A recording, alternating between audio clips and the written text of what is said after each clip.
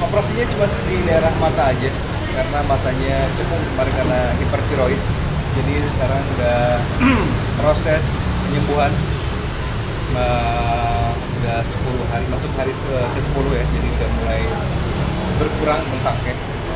Udah kondisi mata juga udah mulai bagus walaupun masih agak bengkak. Memang di area mata aja atau seperti apa nih Kak Indra? Area mata aja.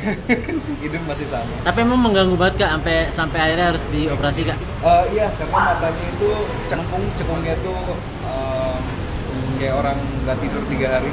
Oh. Kata dokter sendiri pemulihannya berapa lama mungkin Sekitar sebulan. Sekitar sebulan udah mulai kelihatan hasilnya. Masih harus bolak-balik ke Korea, Jakarta. Aman. Sebenarnya kalau operasi mata ini kan gara-gara saya punya penyakit tiroid yang bikin lemak di badan itu habis, terutama di area wajah dan mata. Jadinya selagi hipertiroidnya belum bisa dikendalikan, ya matanya pasti akan celong lagi. Tapi ya nggak apa-apa, ini bisa dipakai buat berjalan sekarang matanya. Mas berarti selama sebulan depan harus keluar dari mata? Nggak harus.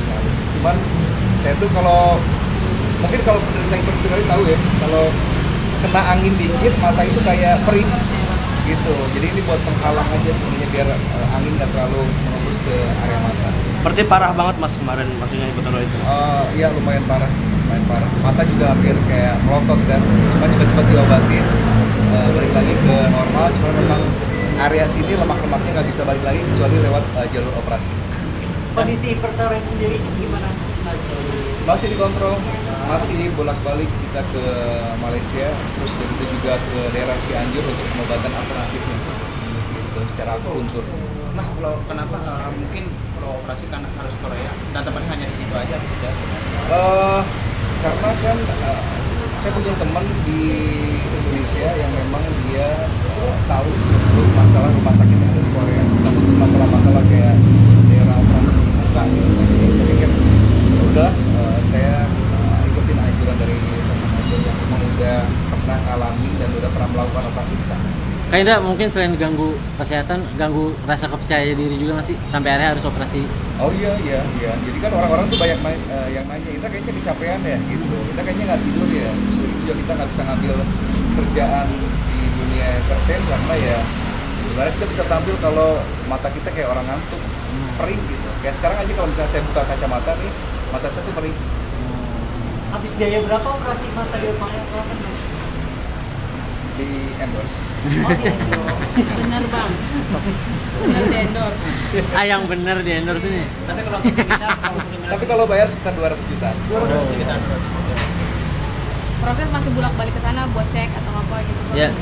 Ya kita setiap sebulan sekali diharuskan untuk kirim foto ke sana. Mereka mau lihat perkembangannya sampai sejauh apa. Kalau perlu ada tindakan lagi ya terpaksa harus datang lagi ke sana.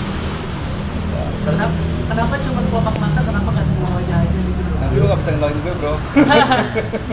Nggak, karena memang konsentrasinya memang lebih ke mata. Saya nggak mau ngerubah-rubah bentuk muka gitu, karena memang nggak ada yang perlu dirubah juga, dan memang nggak kepikiran juga kalau nggak kena hipertiroid dan kenanya ke mata. Saya juga nggak pernah mau yang namanya operasi plastik.